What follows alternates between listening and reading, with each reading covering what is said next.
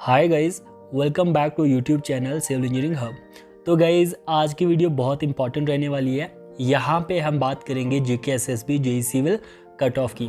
देखो बहुत सारी वीडियोस हैं जहाँ पे एक्सपेक्टेड कट ऑफ को लेके बात हो रही है, बट आज की वीडियो में मैं आपको ऐसे पॉइंट्स बताऊँगा जिससे आप सही मायने में ये जो इक्वी परसेंटाइल मेथड है जो जेके एसएसबी अडॉप्ट कर रहा है वो समझ पाएंगे।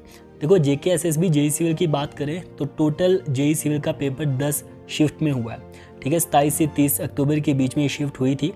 और आपको बता दूं कि आपका जो स्कोर है वो डिसाइड नहीं करेगा आपका नाम सिलेक्शन लिस्ट में, लेकिन आपका रैंक करेगा। यानी आपका रैंक जो है वो मैटर करने वाला है।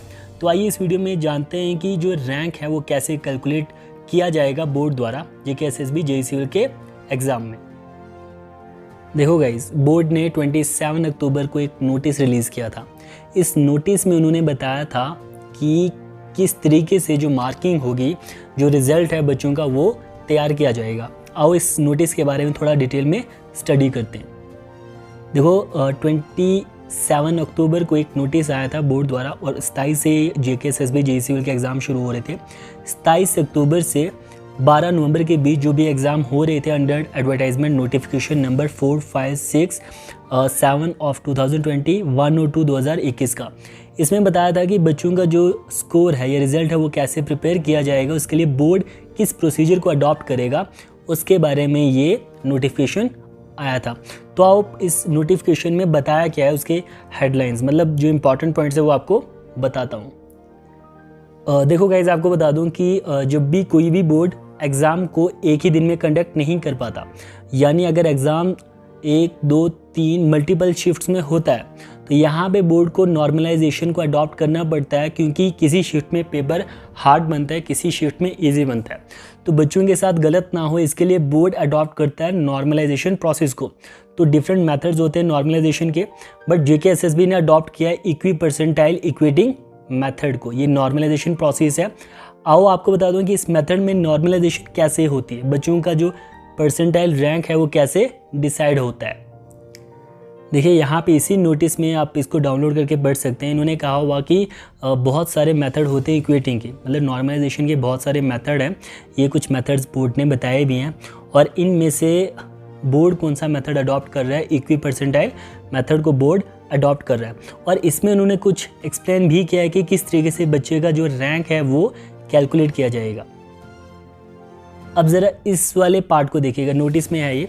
इसमें इन्होंने एग्जांपल दिया कि बच्चे का रैंक कैसे बनाया जाएगा। देखो इन्होंने कहा है कि अगर 2 टेस्ट होते हैं तो ग्रुप 1 और ग्रुप 2 2 टेस्ट होते हैं, और ग्रुप 1 जो है उसमें जो स्कोर है टोटल मैक्सिमम 20 मार्क्स का है, और इसमें से जो बच्चा है वो 12 नंबर लाता है 20 में से। ठीक है, ग्रुप 1 में बच्चा 12 नंबर लाता है 20 में से, ये कहा गया।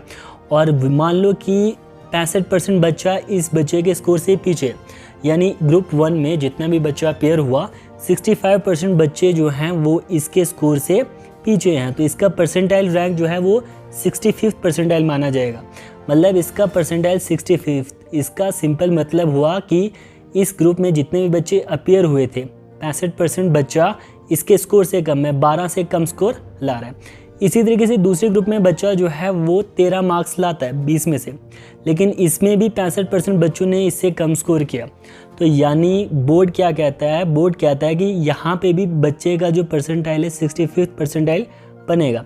तो दोनों एग्जाम्पल पे यहाँ पे स्कोर मैटर नहीं करेगा, उसका रैंक मैटर करेगा। देखो यहाँ पे 12 नंबर वाला बच्चा और यहाँ पे 20 में से 13 लाने वाला बच्चा, दोनों का जो रैंक है वो 65 ही माना जाएगा। बोर्ड ने इस मेथड को अडॉप्ट किया। आओ थोड़ा और डिटेल में इस बात को समझते हैं। देखो गाइज, अब आपको बताता हूँ कि परसेंटेज और परसेंटाइल में क्या फ़र्क है। देखो परसेंटेज के बारे में हर एक अच्छे से जानता है कि परसेंटेज होता क्या है। इसके लिए मैंने एग्जांपल ली है, इससे आप बहुत अच्छे से समझेंगे। मान लो हमारे जेके एसएसबी जेई सिविल के एग्ज़ाम में बच्चा 90 स्कोर लाता है 120 में से, तो इसकी परसेंटेज निकालें तो इसने मार्क्स कितने लाए और कितने में से, 120 में से इंटू 100, तो 75% इसका स्कोर है।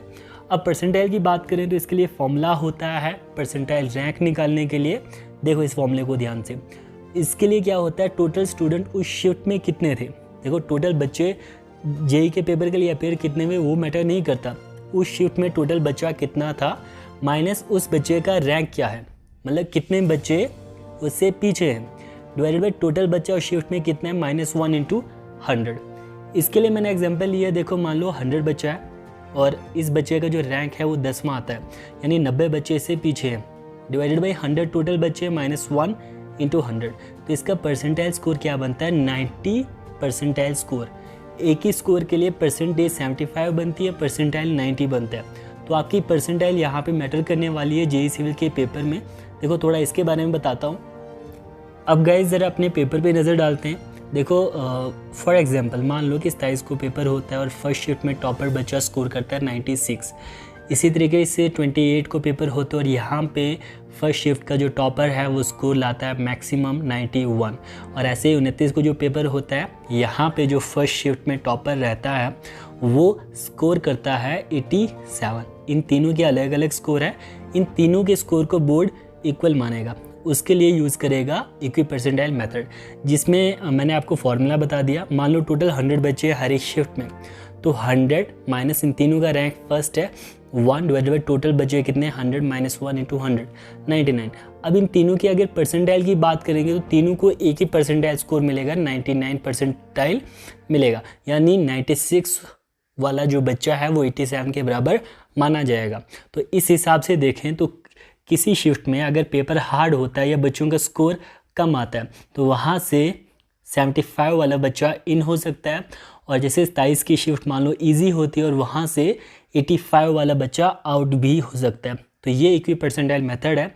यहाँ पे आपका इंडिविजुअल स्कोर मैटर नहीं करने वाला, आपकी शिफ्ट में रैंक जो है मैटर करने वाला है। देखो अब आइडिया लगाया जाए अगर कि कितना सेफ स्कोर की शिफ्ट से माना जाएगा, तो इसके लिए आप सभी कमेंट सेक्शन में अपना स्कोर शिफ्ट के साथ कमेंट कर दो, जिससे हम आइडिया लगा सकते हैं कि किस शिफ्ट में, किस दिन की किस शिफ्ट में कितना स्कोर सेफ माना जा सकता है। चलिए गाइस, वीडियो अच्छी लगी हो तो लाइक कर दीजिएगा।